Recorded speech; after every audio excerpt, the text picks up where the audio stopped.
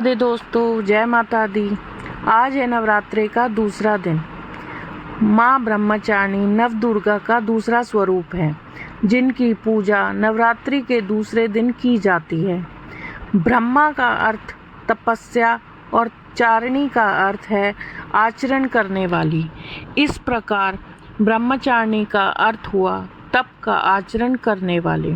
आइए इनकी कथा सुनते हैं।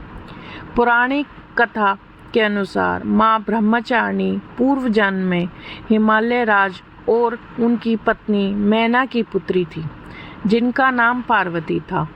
उन्होंने देव ऋषि नारद के उपदेश से भगवान शिव को पति रूप में पाने के लिए कठोर तपस्या की। उनकी इस तपस्या की अवधि हजारों वर्ष तक चली। सबसे पहले उन्होंने 1000 वर्षों तक केवल फल फूल खाकर जीवन बिताया।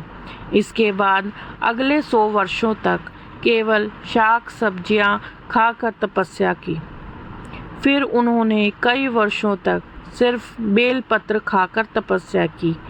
अंत में उन्होंने बेलपत्र खाना भी छोड़ दिया, जिससे उनका एक नाम अपर्णा भी पड़ा।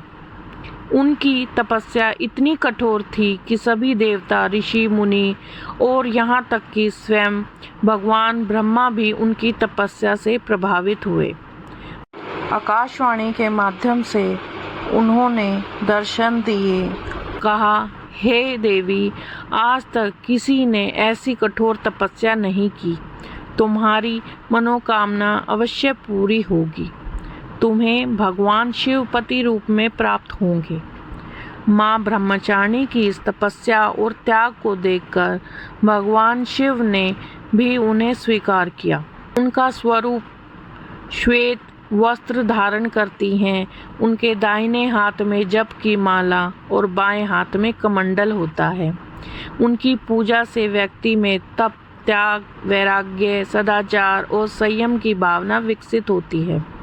वे भक्तों को कठिन से कठिन परिस्थितियों में भी धैर्य और संयम बनाए रखने की शक्ति प्रदान करती हैं। यह स्वरूप हमें यह सिखाता है कि लक्ष्य की प्राप्ति के लिए कठोर परिश्रम और तपस्या आवश्यक है। माँ ब्रह्मचारिणी की पूजा करने से व्यक्ति को जीवन में आने वाली बाधाओं को पार करने की शक्ति मिलती है और वह अपने लक्ष्य को प्राप्त करने में सफल होता है। राधे राधे, जय माता दी।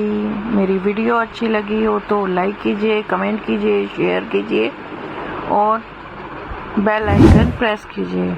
मेरे चैनल को भी सब्सक्राइब कीजिए। जय माता दी। राधे राधे।